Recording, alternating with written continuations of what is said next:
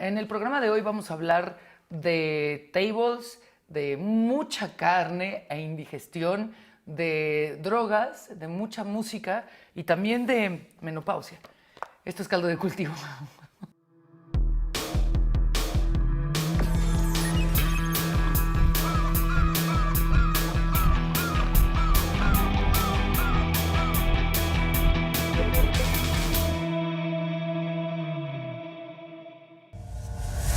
Carlos Velázquez está directamente desde Torreón, donde nació, aquí en la Ciudad de México. Su más reciente libro se llama Aprende a amar el plástico. Me encanta la portada porque es una camiseta de los Ramones, pero no es un trabajo, digamos, de 2 años para acá, tiene mucho más. Cuéntanos un poco en dónde empieza este trabajo.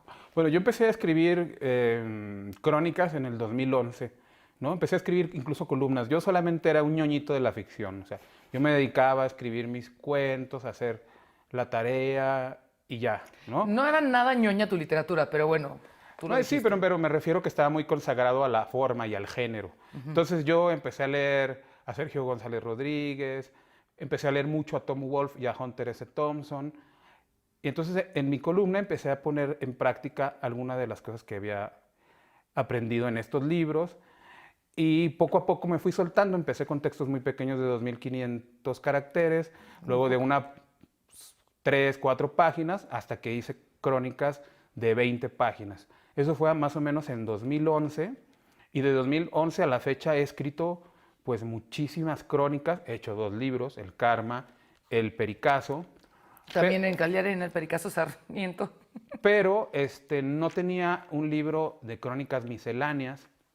Entonces decidí hacer una especie de selección de todo lo que se había publicado en esos años, de 2011 al presente, porque hay una crónica la última, que es como que se publicó a finales de 2018. Cuando te llevó la policía, güey. Cuando tuve un encuentro con la policía.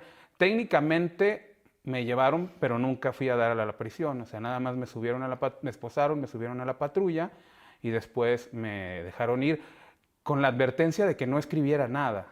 Porque en esa noche, cuando la patrulla tuvo la amabilidad de ofrecerse como caravana para mi condición de Cenicienta, Cenicienta adicta, teibolera y desvelada. sí, Cenicienta con botas, ¿no?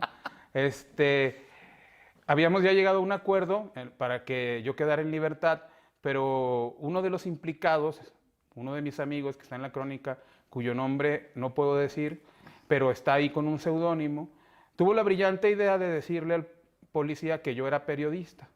Entonces, ya cuando me iban a soltar, me retuvieron 2 horas más, ¿no? Nada más por haber cometido ese error.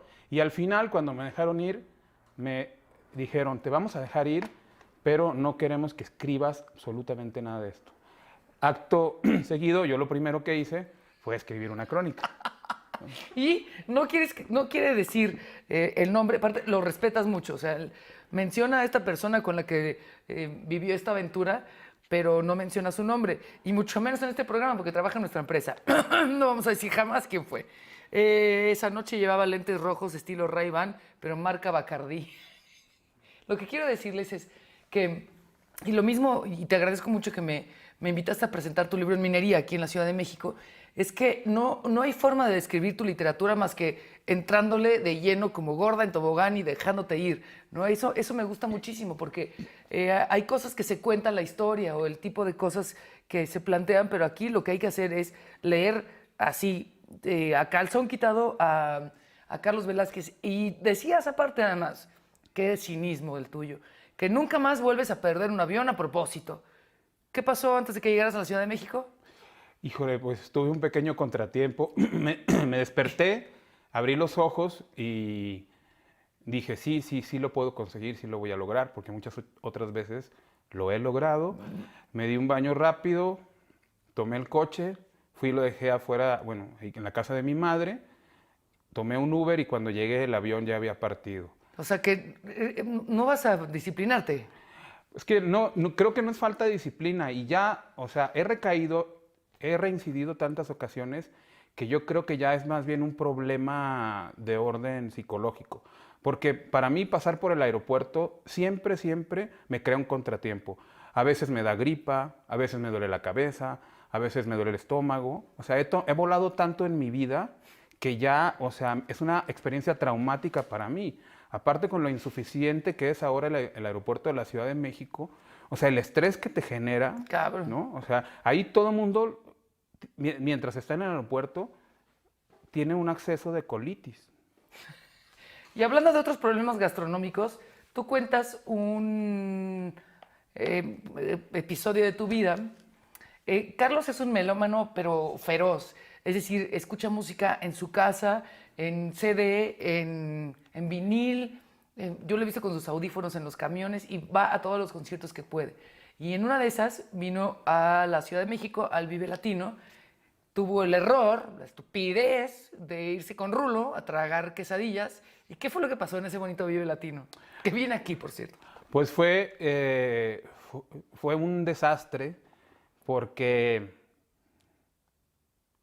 me dio diarrea en el festival y sabemos todos que en el festival pues solo hay Sanirrens, ¿no?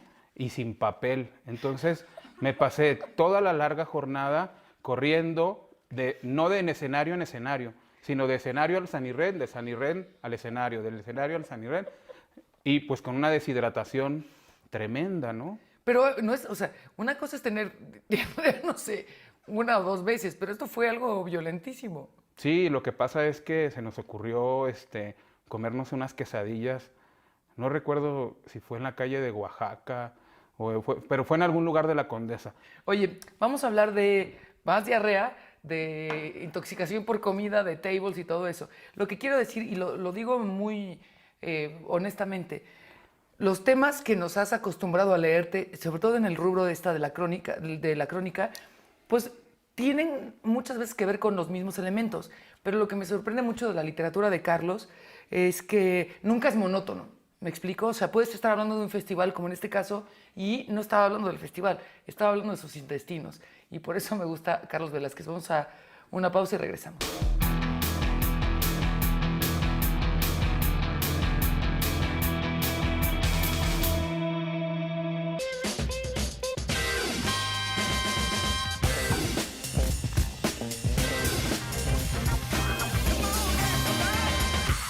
Voy a leer una frase. Ojalá que el amor durara tanto como un concierto de The Cure, que para mí es una máxima. Y tú también cuentas que era un poco una necedad venir en ese entonces al famosísimo concierto de The Cure que duró 4 horas. Y media. Y media. 4 horas y media. 35 minutos. O sea, ¿te acuerdas de qué experiencia? Cuéntanos un poquito, pero en corto, ¿no? Para que no sea igual eterno.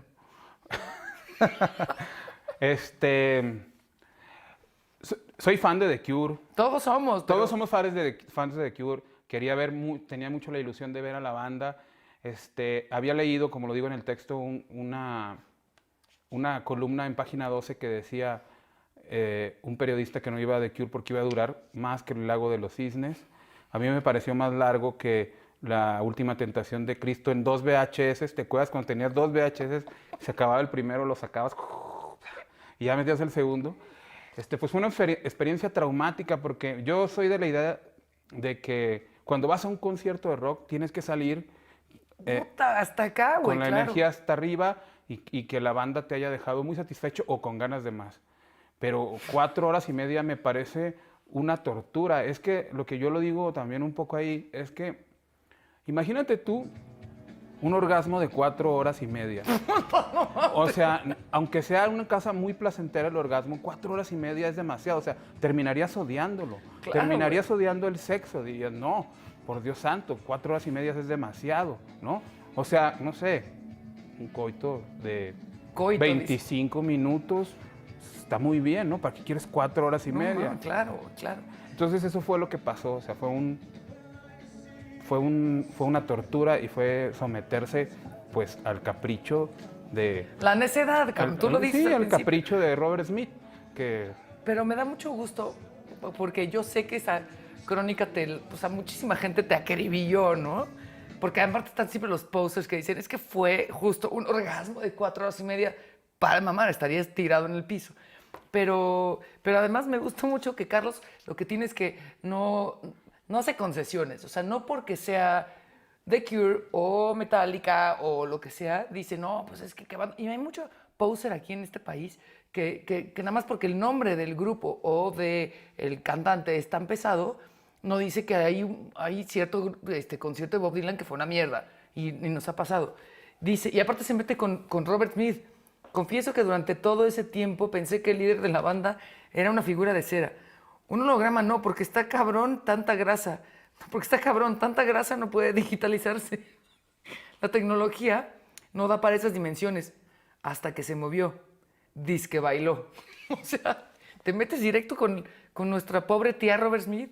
Sí, pues es que, o sea, yo salí de ahí, la verdad, muy molesto, muy decepcionado y muy exhausto. O sea, toda esa frustración que sentí, la vacié en el texto y así me fue, ¿no?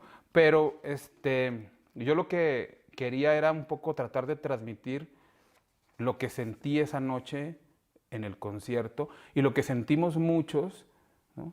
Que no dijeron tampoco. Y que se resisten a aceptar la realidad. Ese es el asunto con el fan, ¿no? Ese es el asunto con el fan. Yo, por ejemplo, yo soy muy fan de Bob Dylan, ¿no? Y la verdad, o sea, sus últimos discos, los de la canción estándar, los de americana, los del songbook, pues la verdad es que a mí me parecen unos discos pues bastante charros.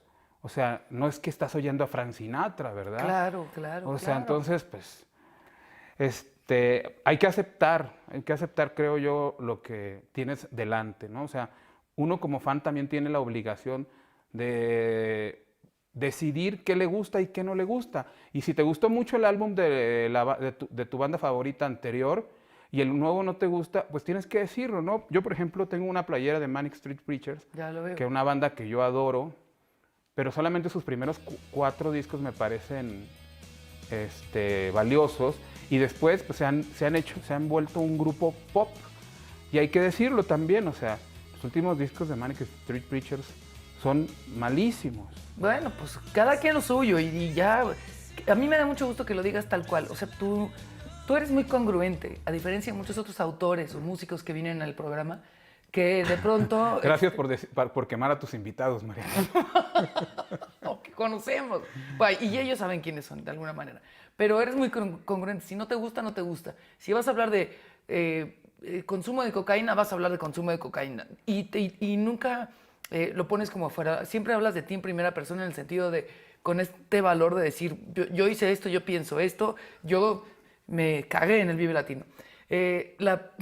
La crónica aprende a mano el plástico que da pie a todo bueno, al título y a este libro. Dice, sé que nadie me quiere por cabrón, pero soy un cabrón sensible. Y en esta crónica cuentas de cómo a un hombre que se le atoró ahorita la cerveza, que se le atraviesa el table, puede incluso perder el amor. ¿Qué pasó en Monterrey? Pues es lo que yo digo, o sea, siempre que un hombre quiere portarse bien, ¿sí? Que quiere hacer las cosas correctamente, que quiere caminar como decía Johnny Cash, walk the line, siempre que quiere uno caminar por la línea recta, aparece un table. Y le da el traste a todo, a todos tus planes. A tu salud, a tu amor. A tu salud, a tu bolsillo, ¿no? Y yo, en esta crónica, yo tenía que estar en una fiesta en Torreón, cumpleaños mi entonces chava, y me dejé arrastrar a un table por 2 sujetos, y ya nunca llegué a la fiesta, y obviamente pues me dijeron adiós, ¿verdad? Lo cual sí me dolió en su momento, porque pues, era una chava a la que yo quería mucho, y me dolió mucho, me dolió bastante, pero pues ni modo, ¿no? Así es la vida del cronista.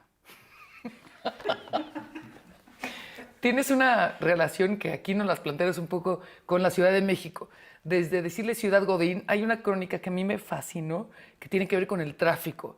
Y otra de tus chicas, también paciente, híjole, si nos está viendo alguna de tus chicas, de verdad, mis condolencias, chavas, busquen a alguien más porque cómo las ha hecho sufrir. Por ejemplo, en el tráfico de Ciudad Godínez, ¿no? Que es la Ciudad de México, dice, pensar que vas a llegar a tiempo a algún lado en Ciudad Godínez es como creer en el amor. Yo suscribo. Y vamos a hacer una pausa, pero regresamos contándonos de todos los lugares a donde has estado en la Ciudad de México, que muchos de los que vivimos aquí jamás hemos estado. ¿Sí? Va. Pausa, regresamos.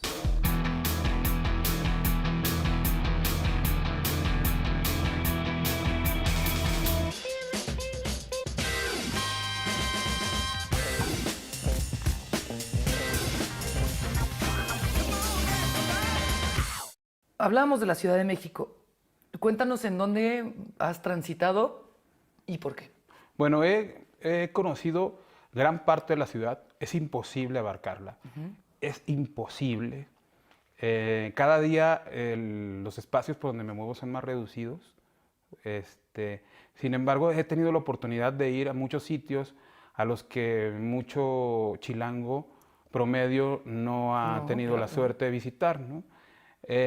¿Por qué? Bueno, he ido en busca de sustancias, he ido en busca de tacos y he ido, y me ha tocado la suerte de atravesar lugares que yo jamás había pensado que pisaría. Por ejemplo, una noche estábamos en casa de una amiga, bueno, estábamos en casa de mi amigo El Changuito en La Guerrero, ¿no? Que vive en un lugar sensacional, que es donde hace esquina con la Lagunilla, antes de Tepito, y de ahí nos fuimos hasta la casa de una amiga en la Roma y atravesamos Peralvillo de noche, que es una de las cosas más heavies que yo he experimentado en la vida. O sea, he caminado esta ciudad muchísimo, en muchísimos barrios, incluso he estado en Tepito, pero esa noche en la Peralvillo, sí me sentí en riesgo. Y he ido pues a prácticamente los rumbos pues más importantes o de mayor sabor en la ciudad, ¿no? Pero pues te digo, he ido a Tepito, he ido pues, por supuesto al Chopo, conozco el sur de la ciudad, conozco varias partes, me faltan por explorar muchas también, pero es que la Ciudad de México es inspiradora. O sea, cuando yo empecé a venir acá, porque empecé a publicar los libros y la crítica del centro es casi siempre la que determina absolutamente todo en relación a la materia literaria, pues yo empecé a venir a la Ciudad de México, la empecé a recorrer y pues obviamente tenía que escribir sobre ella, ¿no? Es una gran, gran inspiración y aquí siempre hay una historia que te está esperando, siempre. Y eso y la música, o sea, de verdad, pocas personas, y con poca pretensión de ser críticos, porque tú no tienes la pretensión y la idea de ser crítico musical, o sea, tú eres un escritor hecho y derecho y que tienes como una de los grandes, digamos, pilares o fortalezas de tu literatura, la honestidad absoluta. Pero a pocas personas he conocido tan apasionadas por la música. Cuéntanos de qué bandas han hecho este libro y han hecho este cuerpo que tienes y esta playera que tienes, porque realmente te siento tan fiel a tus bandas y en ese mismo punto eres tan fiel que a veces puedes decirles guácala de perro por la misma como credibilidad o pasión que les tienes. Yo, por ejemplo, yo me levanto, yo despierto, ya sea que esté solo o que tenga que ir a llevar a mi hija a la escuela, lo primero que hago es poner música. O sea, esa es la pila, ese es el motor, esa es la energía de la que yo bebo y la que la que le da comienzo a mi día, ¿no? Luego después, por la tarde, en la primera oportunidad, siempre estoy oyendo música en el coche. Fui como criado de esta manera sin pretender ser un melómano. Es decir, cuando yo estaba chavito, ¿no? Como a los 15 años, no fue a los 15 años exactamente, caí a casa de unos cuarentones que tenían unas colecciones impresionantes de discos y ahí yo fui adquiriendo conocimientos, fui como nutriéndome y acrecentando mi panorama musical. Que perdóname que te interrumpa, pero creo que, y no es mala onda, pero en las estaciones de radio, por ejemplo, en Torreón, a lo mejor esos discos no eran los que escuchabas en la estación. Sí, no, claro, o sea, esta era gente que tenía material a veces muy, muy especializado. Exacto. Entonces, gente con la que yo crecí, fue una situación un poco sui generis porque yo tendría, en esencia, que estar con gente de mi edad, de 15 años, haciendo otras cosas, viendo la televisión y tal, y sin embargo yo fui adoptado en ese círculo que todavía no lo entiendo por qué, o sea, no entiendo por qué, porque además había una consigna ahí que era que, o sea, ahí no se aceptaban mocosos, o sea, todos eran cuarentones y el único que tenía 15 años ahí era yo. Y yo voy a estar toda la vida agradecido con estos carnales. Por ejemplo, hay uno que, con el cual sigo teniendo mucho contacto, que se llama Ángel, que le decimos La Funda, que desde niño, o sea, a los 15 años yo entraba a su cuarto, que su cuarto era como una especie de santuario, tenía un equipo de sonido con unas bocinas de este pelo de 3 vías, no había pantallas en ese entonces, una tele, un equipo de sonido Onkyo, o sea, así la calidad, o sea, el mejor equipo de sonido del mercado estaba ahí, y una gran colección de discos, y una hielera con cervezas, y me sentaba y me decía, escucha esto, y escucha esto, y escucha esto. Y yo nunca dije, oye, esto no me gusta, esto sí no me gusta, eso ya lo decidí después. Pero yo lo que empecé ahí fue a chupar y a chupar y a chupar y a chupar. Y oí tanta, pero tanta música que yo tengo mis gustos muy selectos, pero he escuchado mucha música de muy distintos géneros, ¿no? O sea, también conocí a otro loco en Torreón que era un fanático así enfermizo de la clásica contemporánea. Entonces me empezó a introducir a Terry Riley, a John Adams, a Philip Glass, a todos, al Kronos Quartet, a todo esto. Y ahí en esa casa solo se escuchaba eso. O sea, yo he escuchado, y así como ese, había otro que escuchaba música clásica, pero de la regular, digamos, no contemporánea. Entonces yo fui bebiendo de muchas fuentes, pero a mí lo que más me gusta, pues, es el rock, ¿no? Y las bandas que pues, me fueron llegando pues, de distintas formas. Algunas las escuché ahí y otras las fui cosechando en el camino. Y entre todo, lo que más me gusta, pues es el punk.